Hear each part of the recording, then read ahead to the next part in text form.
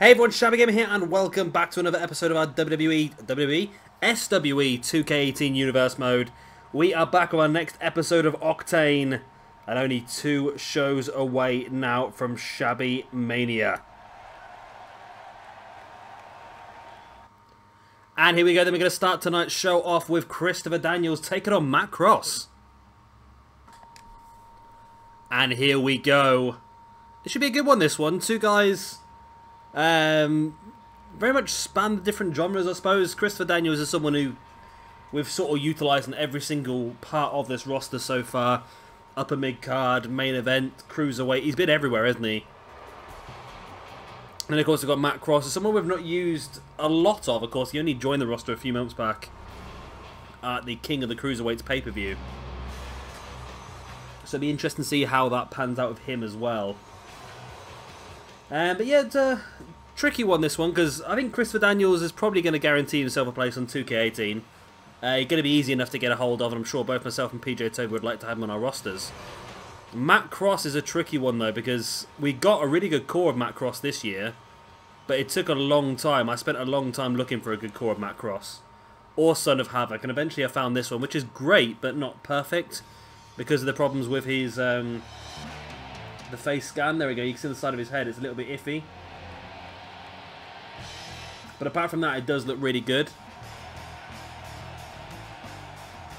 It's not too bad, but yeah, again, is someone in 2K18 I would like to use, if we can find. We'll have to wait and see what happens, I suppose. Now, I think with the amount of people that's joined WWE and joined the roster since the last game was released, it would probably mean that people like this will be easy to get hold of, because there's not going to be a lot of people creating the likes of Akira Tozawa and Roderick Strong and Bobby Roode, because they're all in the game now, which I'm glad about. The one I'm most happy about is Chris Hero, or Cassius Ohno if you will, because we've always struggled to find a decent Cassius Ohno core. He's always been a tricky one, and Bobby Roode's always been a bit of a tricky one as well. Strong's not been too bad, but again, it's not fantastic, so to get those guys in the game straight away is pretty good. But yeah, like I say, by having those people on the game, it gives people more time to concentrate on some of the more popular cores, some of the people that we want to see from the indie scene and from various other places in the world as well. I can guarantee Will Ospreay and Zack Sabre Jr., Marty Scurll, the Young Bucks, Adam Cole, Kyle O'Reilly, Bobby Fish, all those guys will be available very early on. And of course the UK guys as well, Pete Dunne, Tyler Bate, Trent Seven, all those guys will be available as well. Which does really build up our roster. Straight away this fight, drop into the outside.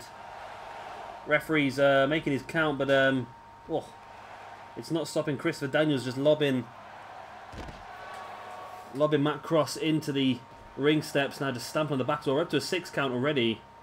Let's hope we don't get a double counter here. We're in that iffy area where he's going to try and throw him into the ring without... Oh no, we might be okay here. It might just be okay. That's an 8, is it? And I'll get in the ring, Daniels. Get in the ring. There we go. We're not going to get a double count out. That's good. I was getting a little bit worried there because I hate double count outs on this game.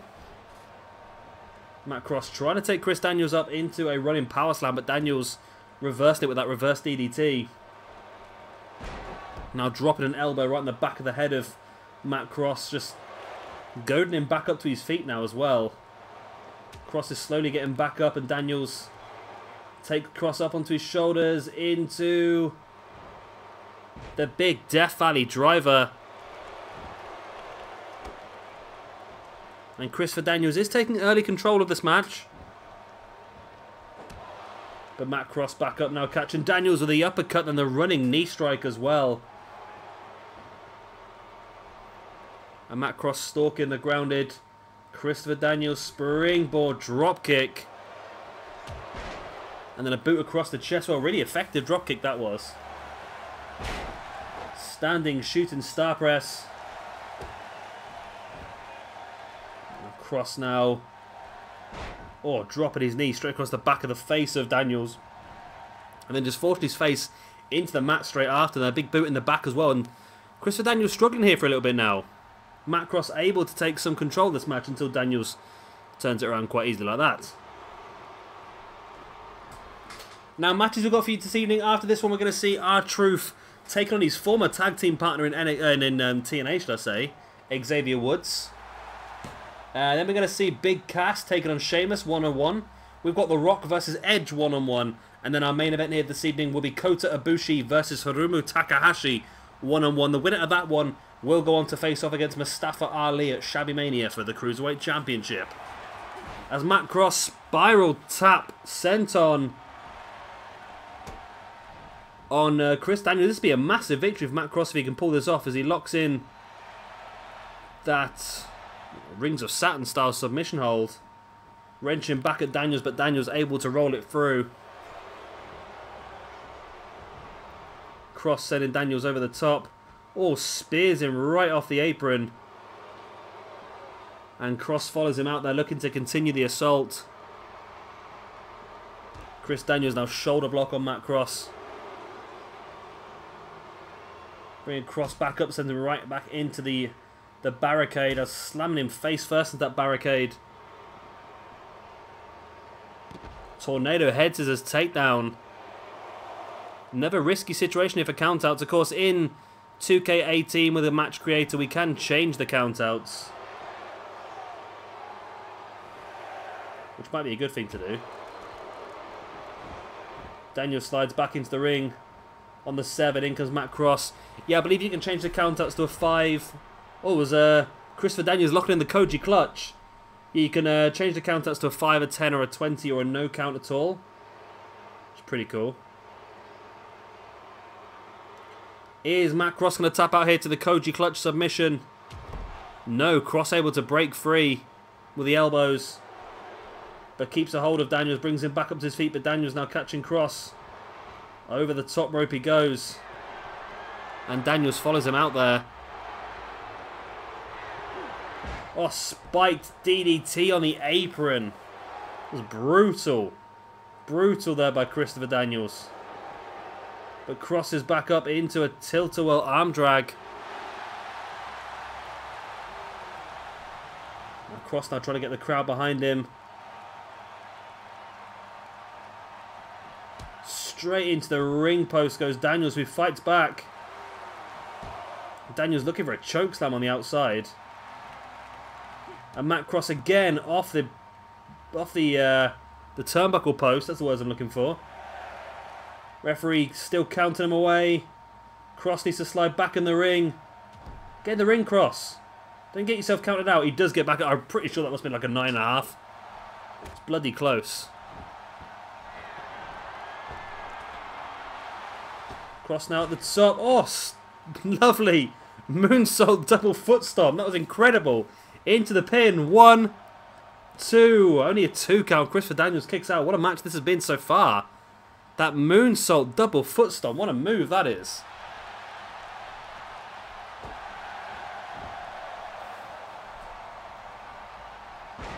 Slamming the knee of Daniels. Slamming the face of Daniels, sorry, into the mat with his knee. Kicking the back of Daniels. And again, Matt Cross heading up top. Shooting star press. There it is. There's the pin.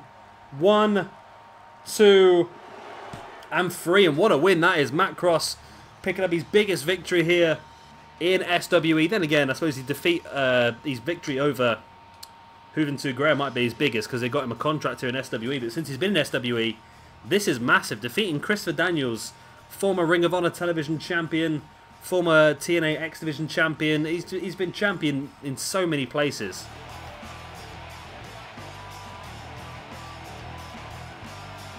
There was that moonsault double foot stomp. What a maneuver that is. Really is insane. Of course, that was only enough for a 2 count. And that big shooting star press with a turn on it as well, just to try and make sure that he got the right angle. And that was enough for the 3 count. And Matt Cross victorious here on Octane over Christopher Daniels. That's some important ranking points there for Matt Cross.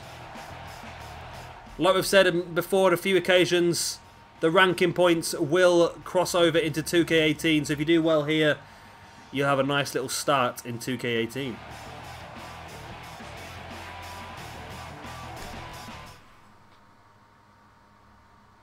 And here we go then into our next match. It's going to be R-Truth taking on Xavier Woods one-on-one. And of course, Kofi Kingston and Biggie Langston will be at ringside. And here we go then. So like I said, this was a tag team that did exist for a short period of time over in TNA. Xavier Woods and R-Truth. I forgot what it was called now. It was of course in TNA, he was known as Ron Killings, as his hashtag there, his hashtag, his Twitter handle explains. It was Ron Killings and Xavier Woods. And I think not long after that, Xavier Woods formed a tag team with Jay Lethal, because Xavier Woods was known as Consequences Creed over in TNA. So I think they had a tag team called Lethal Consequences. It's pretty cool. That's something we could do again. But then again, Xavier Woods is part of the New Day. It's probably the best bet, isn't it, to keep it as it is. Get up. Get up. Good old R-Truth. R-Truth, the happy little job. We're going to have some proper jobbers in 2K18. I've already decided this. Going to have some little jobbers that we can utilise here and there just to get other people over. Maybe that's something you guys can do, actually. Maybe we could do that, you know. I've just had an idea to try and be a little more interactive. It depends if you've got, obviously asked me on the PlayStation, but I was wondering if you guys could create some jobbers. And then I could download them from the community creations if you use certain hashtags. It's not a bad idea, actually. Not a bad idea. Not too shabby. I was surprised, actually, that James Ellsworth wasn't actually on the game. I thought that he might be. And, of course, he would be a jobber for us as well. Because there's no way James Ellsworth should be anything more than a jobber, really, is there? Because the guy is absolutely diabolical. It was fun at the beginning. Then when he turned heel and started this whole thing with Carmella, you're like, just what's going on? It was amazing that he got his contract, but since then it's just all sort of gone a little bit haywire, hasn't it, really? And here they are then, the New Day. Xavier Woods getting a bit of singles action. We've seen a few times Xavier Woods getting some singles action, haven't we? Mainly in the Cruiserweight division, because I see Xavier as more of a Cruiserweight. I think I did have the anticipation of using Kofi Kingston as a Cruiserweight as well, didn't I? I'm sure I did, yeah, but it's not really happened that way so far. I think in the new game we will do a bit more, though. I'm thinking our King of the Cruiserweights tournament is going to be bigger on 2K18. It's going to be better. There's more people available now. Of course, we're going to have the likes of Gran Metalik and TJ Perkins as well. A few new Cruiserweights we've never used before. Akira Tozawa we've already used anyway. We'll have some good stuff going on 2K18. We've got some plans, me and PJ. We've been planning for quite some time now. We've got some ideas of stuff we want to do. And I think it's definitely going to be... It's definitely going to be a big one, I think. We're definitely able to improve on this season. Again, a bit like Season 1 to Season 2, we've learned a lot. We've tried a few things out. We've seen what works and what doesn't. And we want to try and build on the stuff that does work. And obviously remove the stuff that doesn't. If that makes any sense whatsoever. Woods now had a stamp on the back of the arm of R-Truth.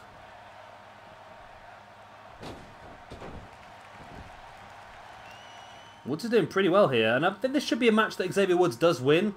I would say he's the favourite for this one. Oh, nice front face drop there on Xavier Woods by R-Truth. And now Truth with a drop kick to the side of the head of Xavier Woods as well. So I would be surprised if Truth came out on top of this one, to be honest. I think that Woods would have to be... He would have to be the favourite for me. Has to be the favourite. Oh, short DDT there by Xavier Woods on R-Truth, and maybe he is showing that he is the favourite.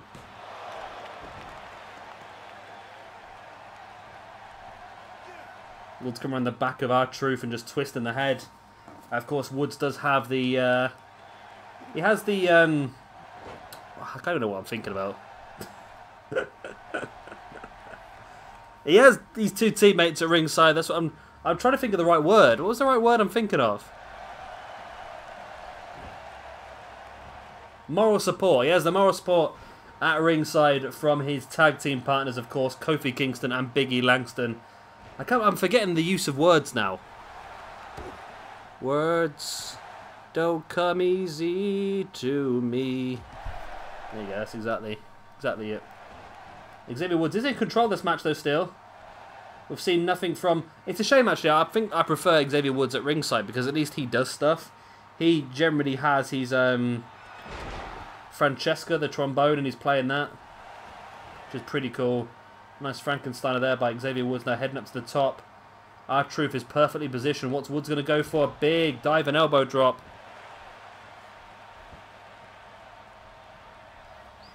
And now just wrenching that leg back. And Woods, just like contorting the body of R-Truth here. And I'm sure R-Truth tapped out there. Look at his hands. R-Truth was tapping out there. I'm sure he was. Truth went for the kick to the back of Woods, but Woods avoided it. But Truth catches him, sending Woods off the rope. And a bicycle kick by R-Truth on Xavier Woods, bringing Woods back up to his feet. But Woods catching him with the jawbreaker. And there's that spiked DDT by Xavier Woods.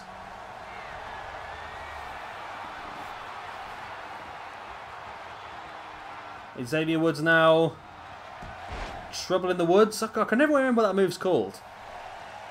A walk in the woods? Something to do with Woods. I'm sure it is. But now R-Truth's up on the top, and R-Truth completely no-selling Xavier Woods' signature maneuver. There's the big diving leg drop. Woods now though catching R-Truth. R-Truth with a knee right in the gut of Xavier Woods. Takes him up. Oh, into that front X-Plex. There's the pin. 1. Ooh, only a 1 count. Wow. Xavier Woods really showing off here then.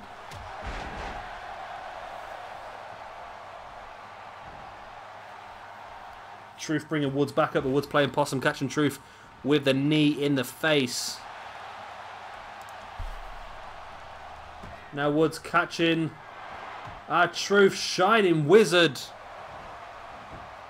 There's the pin by Woods. 1, 2, and 3. And Xavier Woods does pick up the victory here over R-Truth as suspected. Let's highlight that so everyone knows he was victorious. Good old Xavier Woods. Good old Xavier Woods. There was that front fall. It's one of the Falcon Arrow, isn't it, really? But landed him on his face rather than his back, which is norm for the Falcon Arrow. And there was the Shining Wizard there by Xavier Woods, just knocking R-Truth out, really. And it was enough to get the free count. So Xavier Woods gets himself a little bit of ranking points. He's going to need that. Of course, he is definitely going to be in 2K18. He's already been confirmed for the game. So he's definitely going to be in there. Which means that his ranking points is going to give him a little bit of a boost now. I don't know where he is at the moment, actually, ranking points-wise, but...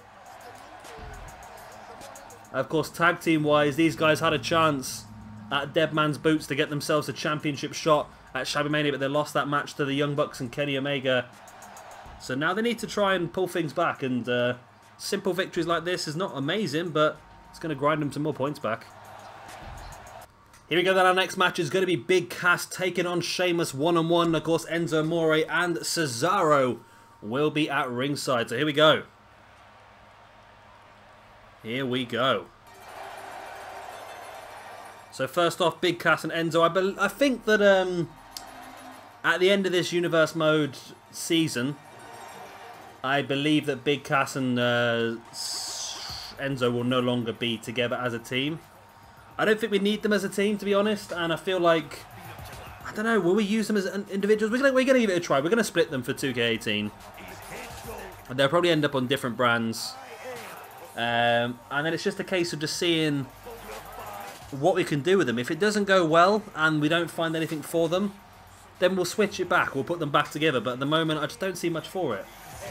I feel like Enzo is becoming a massive heel at the moment as well. I don't think he's supposed to. He's supposed to be the big face coming into 205 Live, but I don't think people are happy with him being at 205 Live, are they?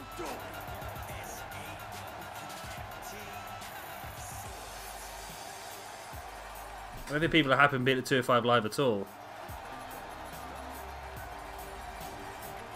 He seems to be a little bit of a... I don't know, I think the people that like 205 Live like the Cruiserweights. So they really appreciate the Cruiserweights for what they are. But, yeah, it's just a bit odd. It's just... I don't think he suits that. Although he meets the weight criteria. And although I actually... although I actually put him in the Cruiserweights when I first drafted him here as well, I just don't think he suits it. I really don't.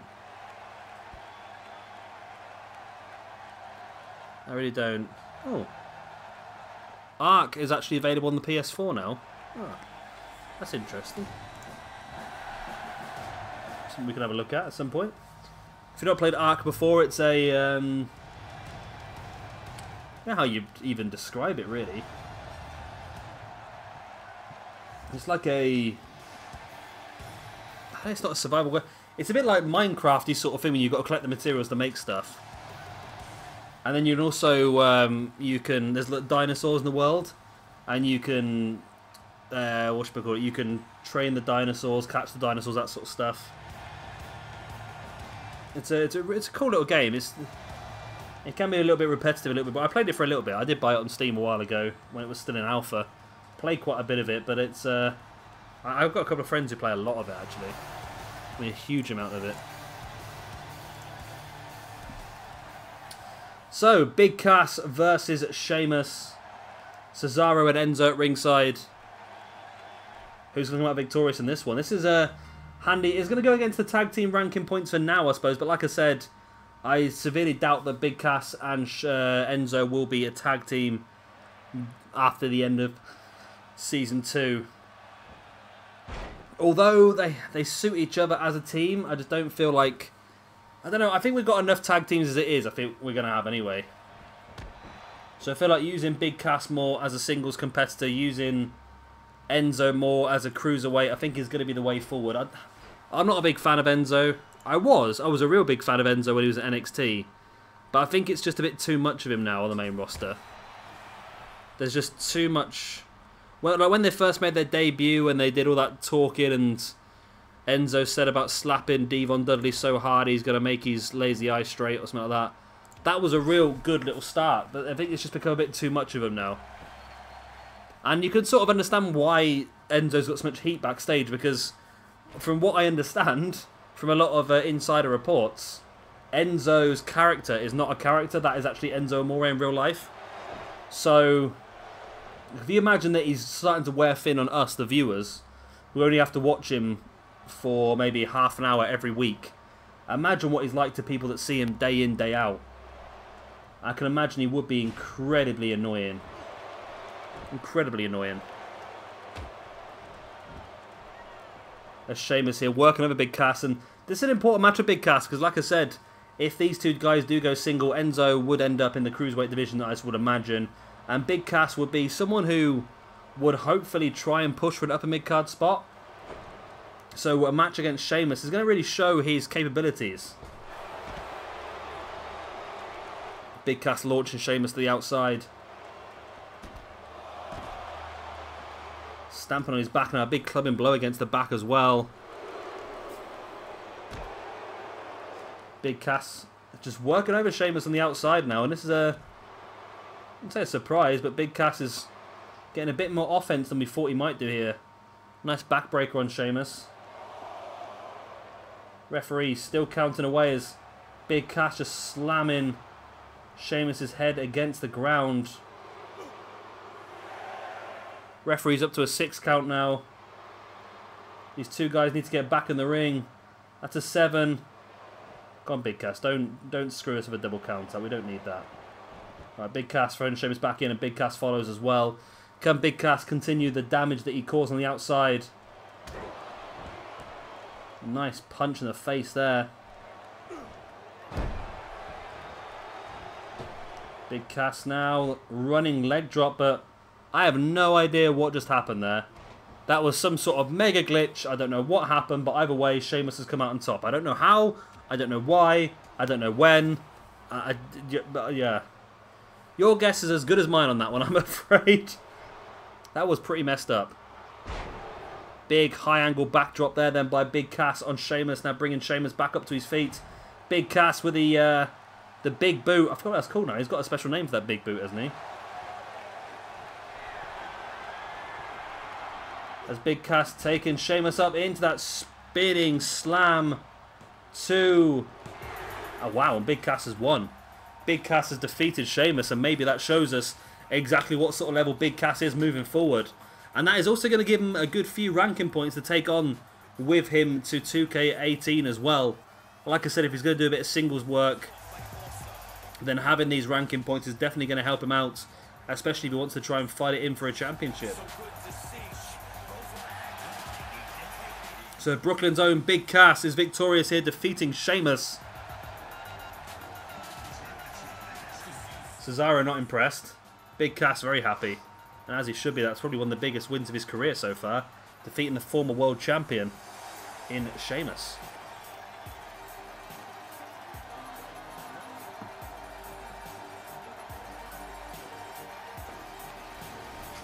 And into our next match then is going to be the former Octane champion Edge taking on The Rock. And here we go. So interesting one this then. Like I said, former Octane champion Edge, of course, lost the belt at the last pay-per-view to Takahashi, who then lost the belt a few seconds later against Drew Galloway. The debuting Drew Galloway with his Money in the Bank briefcase. And of course, we know that Galloway will be defending that championship against both Tanahashi and Ric Flair in a triple threat match at our Octane pay-per-view, of course, Shabby Mania. And the likes of Edge is still fighting for his future here in SWE. Well, he's definitely going to be on the game. He's definitely going to be in our universe mode. But it's where he ends up is the main thing. And of course, he can earn himself a few ranking points here as well, which will hopefully push him a bit further towards a championship when 2K18 comes out. We know he's not going to get another shot at the Octane Championship here. We know he's not going to get a shot at the European Championship, as we know it's going to be Pete Dunne versus Jack Gallagher. The Tag Team Championship's already lined up as well. So we've got quite a lot of stuff already decided, haven't we? The last thing to be decided will be decided here this evening in our main event, which is coming up next for you, which is, of course, Hirumu Takahashi taking on Kota Ibushi for a chance to face off against Mustafa Ali at Shabby Mania for the Cruiserweight Championship. And here comes The Rock then. Someone who's not had the best of times so far in this universe mode. He has been involved. I think he was involved in both the first season and the second season, wasn't he? But so far yet to hold significant, or yet to hold any gold, I think. So again, he's someone else who wants to earn some ranking points here to try and push himself forward and get a bigger opportunity in 2K18. I'm pretty sure The Rock is going to be someone who's going to be highly fought for by both myself and PJ Toby in our respective brands. Good old Rocky. Rocky.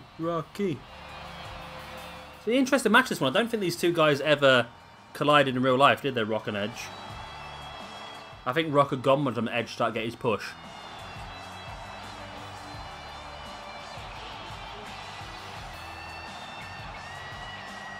It's going to be an interesting match, this one. I'm looking forward to this. Rock's got a long old entrance, hasn't he? I'm trying to fit as much as I possibly can. Oh, I cut him off. I couldn't be doing that anymore, Rocky, I'm afraid.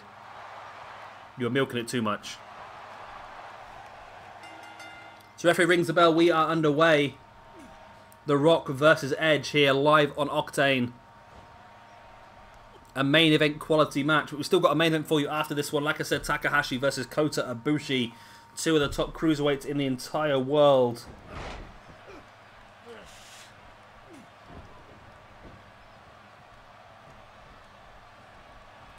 The Rock now taking Edge up into a snap suplex. dropping an elbow right in the face of Edge.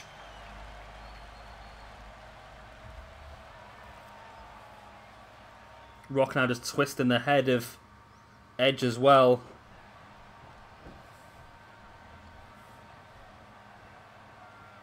Rock just taking full control of Edge here, keeping him grounded. It's probably the best thing for him. Rock now dropping an elbow right in the head.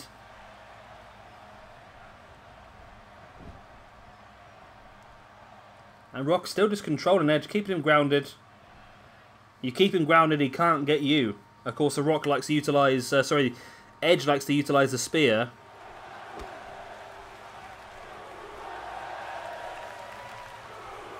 And of course, if you keep him grounded, he's not going to be able to do that.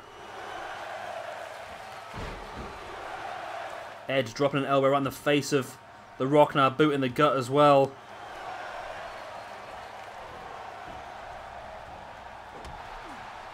Big uppercut by the Rock, and so far it's been a pretty ground and pound match. There's not been a lot of high impact big maneuvers, has there? The Rock taking control once again, has Edge grounded, dropping an elbow right in the spine. Rolling Edge over into the pin he goes. 1, 2, only a 2 count. Big kick in the spine there by the Rock on Edge. And a boot in the back of the arm as well. And a kick in the back of the spine. Rock is just demolishing Edge here. Rock winning back and see, but Edge rolls out the way, and Edge catching the Rock with that running bulldog. Now wrenching back at Rock's neck. And now just trying to keep Rock grounded, but Rock is back up. I was seeing this before, into the DDT there by the Rock. He normally follows that up with some high impact.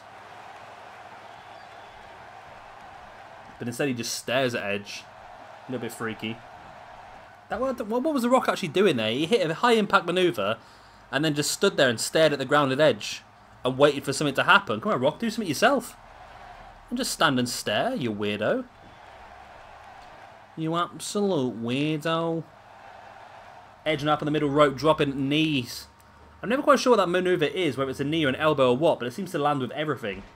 DDT there by Edge now on the Rock, and Edge taunting away at the crowd. There he is, giving them that screenshot moment. Edge, big flapjack. I think the Rock's neck caught that top rope as well.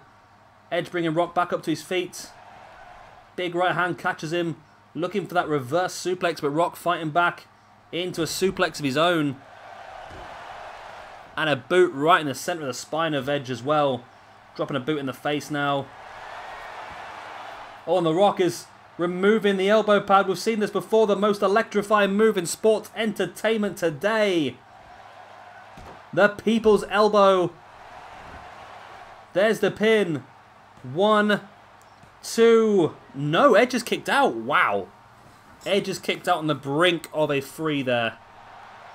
Edge literally had nothing in the locker to kick out there. He literally just using his last fumes, I say, as he gets back up and starts attacking the Rock. I still think there should be a timer between being hit by somebody's finisher maneuver and how quickly you can reverse. There needs to be something along those lines, because it's a little bit dodgy, isn't it? There's Edge now with the execution DDT. Wow.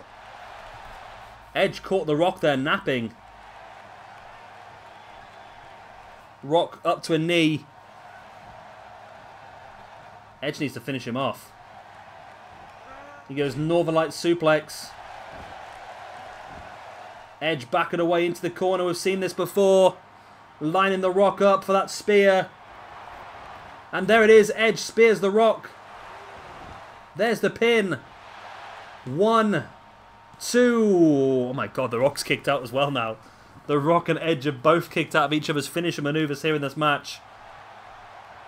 Edge can't believe it. But he needs to continue the assault. He needs to finish the Rock off and catch him with those double hands. Then into a clothesline. And then into that face buster. Edge once again bringing the Rock back up. And again for that execution DDT. I reckon Edge is bugged. I reckon he keeps trying to go for the spear there in the corner, and he keeps going up the turnbuckle instead. I reckon there's something messing up, isn't there? The Rock fighting back though, catching Edge with a boot in the face. Ducking the clothesline to a clothesline of his own. There's the pin by Rock on Edge. 1, 2. Only a 2 count. Rock now, big elbow right to the forehead of Edge. Tries to bring the Edge back up, but Edge with the right hand in the gut of the Rock. The Edge. I just called him the Edge for some reason. Rock falls out the back of that scoop slam. Into a neck breaker on Edge. Rock now bringing Edge back up to his feet once again. There's the big spine buster. And Rock tried to get on the back of Edge there, but got a bit trapped on the ropes. And now here we go. If we see the Rock bottom, this has got to be the end of Edge. There's the Rock bottom. Rock into the pin. 1, 2. Oh my word. Oh my freaking word. How on earth has Edge done that? Edge has kicked out the people's elbow and out of a Rock bottom. It's almost like these two guys are having a bit of argy-bargy in the ring here. Refusing to stay down for each other's maneuvers. Edge with a spear in the corner. Went for the running knee, but the Rock avoided it and catching Edge. Edge catching Rock once again with that right hand into a Saito suplex. Edge now becoming incredibly aggressive. Does he have another spear saved up though? That's the big question. Well, he's got another execution DDT saved up.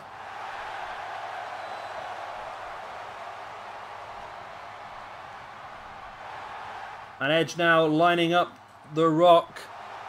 What's he going to go for then? Is he not going to go for... There it is, a spear. He literally just went for a real short run spear. There's the pin. 1, 2. Oh my god. Oh my god, are you serious? Are you freaking serious? I cannot believe what I'm watching here, to be honest. Cannot believe what the hell I am watching.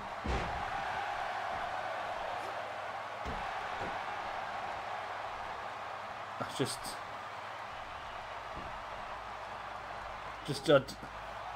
I'm just speechless. How both these guys have kicked out of each other's finisher maneuvers so often.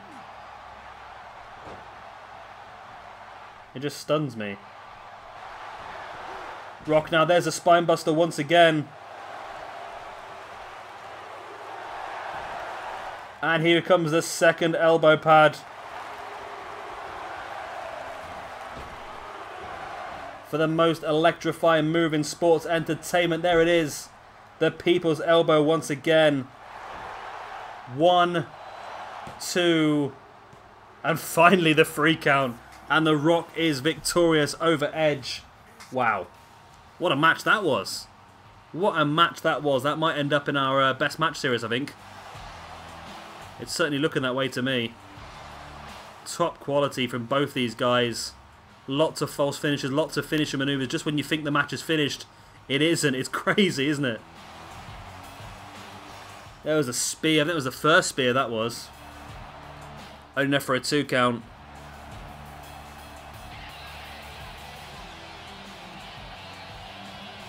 But Rock fought back. He hit the people's elbow earlier on.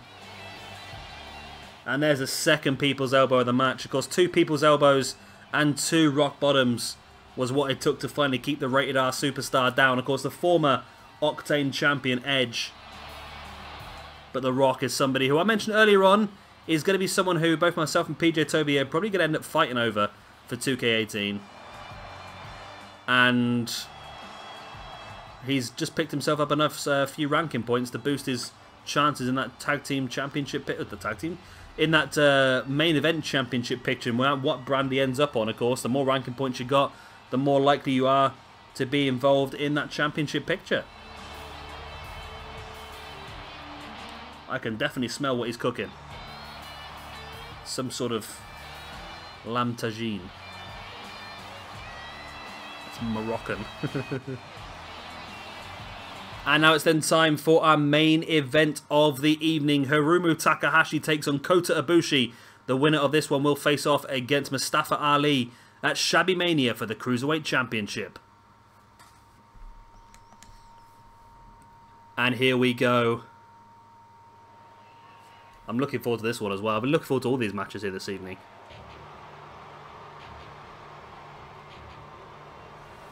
Hirumu Takahashi. Again, someone who will definitely be involved in 2K18. Now, it's been mentioned a couple of times and it isn't we have in plan. We are going to be having a revival of the stable of LIG, of course, Los Ingobernables. Is that right? Los Ingobernables? I think that's right. So that will mean that Tetsuya Naito, Hirumu Takahashi, Evil, Sanada and Bushi will all be on a roster. Now, of course, if Takahashi was to win the Cruiserweight Championship, then I will be taking that full stable onto Octane straight off the bat. If Takahashi does not win the championship, of course, then that person would obviously be that stable, so would obviously be part of the draft. So I just found there's a paper on my desk. I'm trying to figure out what the hell it's all about. I often write myself a lot of notes down. I've got no idea why I've written them down. Robotic automation. Okay, that's something for work, that is. I don't know how that's ended up my desk at home, but there you go.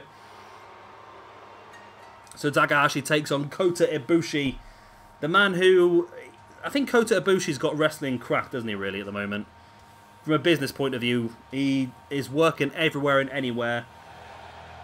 He's at the top end of New Japan, while working indie scene across America. He's laughing, really. He's got exactly what he wants.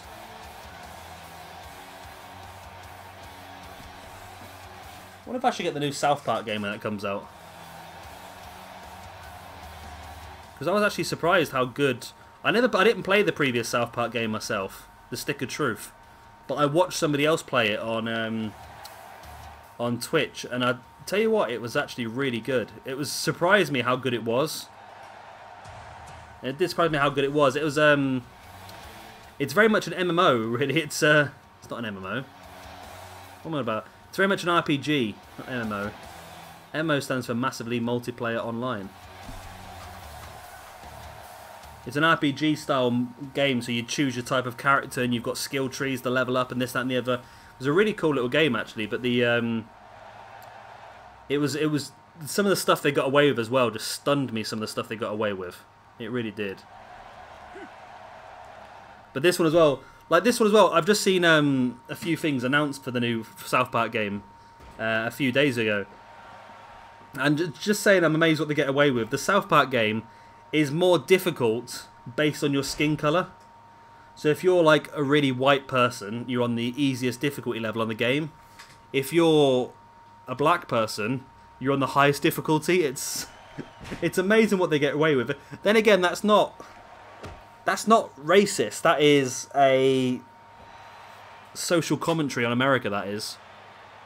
So it's not being taken as a racist thing, what they've done. It's being taken as a sort of hit out of constitutionalized racism in America. It's quite clever what they've done. But some of the stuff they do get away with, like on the previous one, I think at one point in the previous one you have to fight a dead Nazi fetus. It's just such a weird game. Such a weird game. Anyway, enough about that. Let's continue what we've got here. Hirumu Takahashi versus Kota Ibushi. Takahashi now up to the middle rope. Of course, not only a place for the championship, but a place on our big finale pay-per-view. Shabby Mania is on the line here this evening. We've only got one more episode of Octane after this before we hit Shabby Mania as well, which is pretty damn cool. We're getting there. We're getting there. We're getting to the end of 2K17 now. It's going to be pretty cool, isn't it? And of course, once we do get to the end of 2K17, we've got a week's worth of Shabby Mania, which starts on the 29th of September. So we've got a week's worth of Shabby Mania. Then after that, we're going to have another week's worth of Royal Rumbles. And the winners of each of the Rumbles will stay on their brands. And then that is going to be it.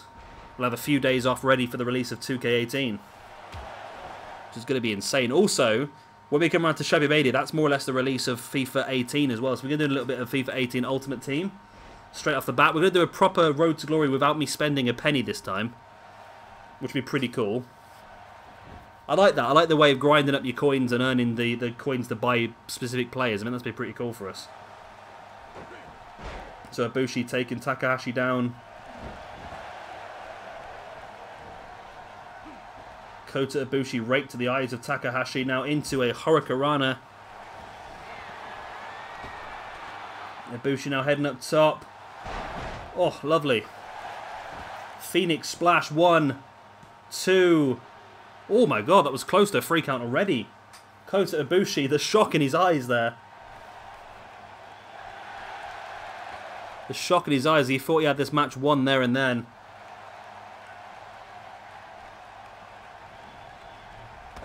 Kota Ibushi stamping on the back of Takahashi, and Ibushi really in control, looking to line Takahashi up. Are we going to see the Ibushi bomb? We are. The sit-out last ride. There's the pin by Kota Ibushi. 1, 2. And no, Takahashi kicked out again. Wow.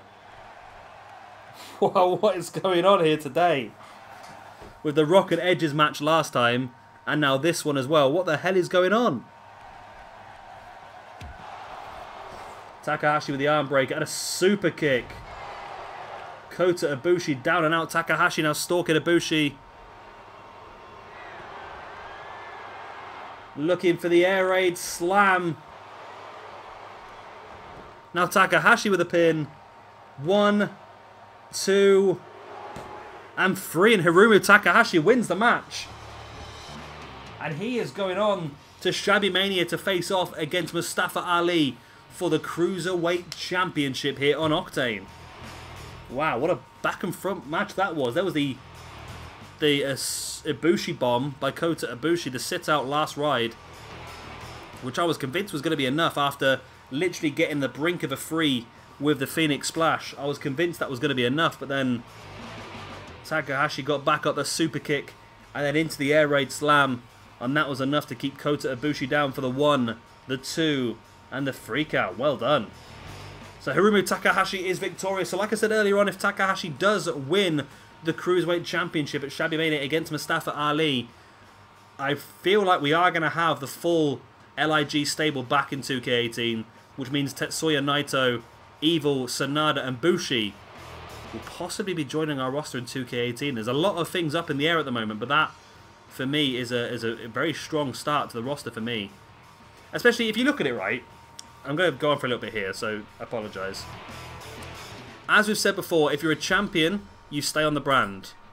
And anybody aligned with you stays on the brand. So, for example, we have Pete Dunne going for the European Championship. Pete Dunne wins the European Championship. We keep all the members of British Strong Style. So, Pete Dunne, Tyler Bate, and Trent Seven. If the Young Bucks win the Tag Team Championships, we also then keep Kenny Omega, Marty Scurll, and possibly Cody Rhodes. There's still a few things up in the air with myself and PJ about Bullet Club. And then if Takahashi wins the Cruiserweight Championship, so basically if those 3 win their belts, we can end up with like 15 people on the roster without even getting a pick first. Although there'd be a pretty strong start to a roster anyway, wouldn't it? So it won't be too bad. Anyway, I'm going to stop talking now. That's the end of this episode of Octane. I hope you have enjoyed it. Of course, if you have, please do like and subscribe as always. And I shall see you very, very soon for our next episode of SWE, which will be in 2 days' time. It'll be our next episode of Throwdown. Bye.